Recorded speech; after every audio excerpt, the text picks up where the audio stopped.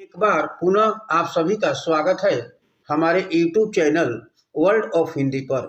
मैं संजय सर।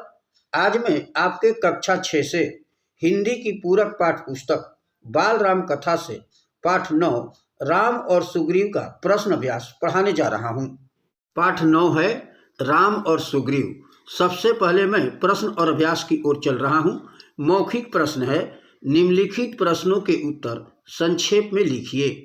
प्रश्न संख्या 1 है, हनुमान ने स्वयं को किसका सेवक बताया था? उत्तर है, हनुमान ने स्वयं को सुग्रीव का सेवक बताया था।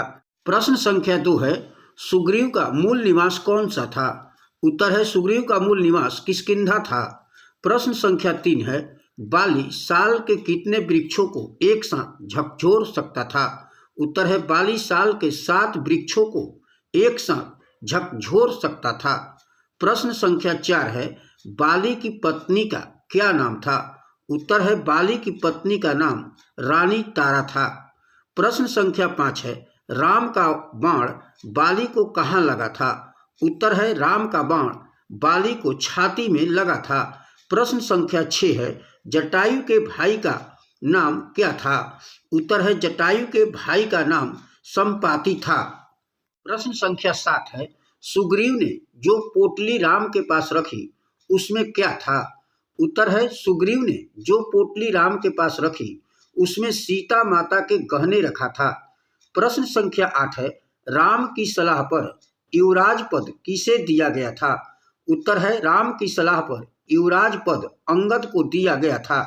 प्रश्न संख्या 9 है, राम ने अपनी अंगुली से अंगूठी उतारकर किसको दे दी?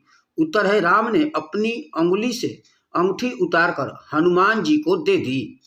दीर्घ प्रश्न है, निम्नलिखित प्रश्नों के उत्तर लिखिए। प्रश्न संख्या 1 है, सुग्रीव कौन थे? वे ऋष्यमुख पर्वत पर क्यों रहते थे? उत्तर है, सुग्रीव किष्किंधा के वानर राज के छोटे पुत्र थे। सुग्रीव के बड़े भाई का नाम बाली था।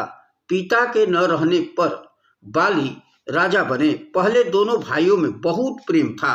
राजकाज में किसी बात को लेकर मनमुटाव हो गया, फिर झगड़ा हो गया। बाली सुग्रीव को मार डालने पर उतर आया। जान बचाने के लिए सुग्रीव को ऋष्यमुख पर्वत पर जाना पड़ा। प्रश्न संख्या 2 है, सुग्रीव और बाली के युद्ध का वर्णन करो। उत्तर है, यूं तो राम के कहने पर सुग्रीव ने बाली को ललकारा। बाली और सुग्रीव में भयंकर युद्ध हुआ। दोनों भाइयों की एक जैसी सूरत होने के कारण राम पहचान ही नहीं पाए कि इनमें बाली कौन सा है। सुग्रीव बाली से हारकर राम के ऊपर क्रोधित हुआ। राम ने उसे समझाकर पुनः बाली के पास भेजा। इस बार जब बाली ने सुग्रीव पर वार किया तो राम के एक ही बाण से बाली मारा गया। इस प्रकार सुग्रीव किष्किंधा के राजा बन गए। प्रश्न संख्या 3 है, राम लक्ष्मण से ऋष्यमुख आने का प्रयोजन जानकर हनुमान मुस्कुराने क्यों लगे? उत्तर है, राम लक्ष्मण से उनके ऋष्यमुख आने का उद्देश्य जानने के बाद हनुमान मुस्कुराने लगे।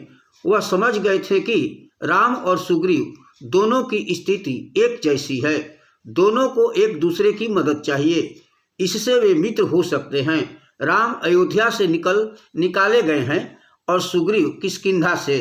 राम की पत्नी को रावण उठा ले गया है और सुग्रीव की पत्नी उसके भाई ने छीन ली है। दोनों के पिता नहीं हैं। इस तरह से यह पाठ यही समाप्त हुआ। Thank you. मैं संजय सर।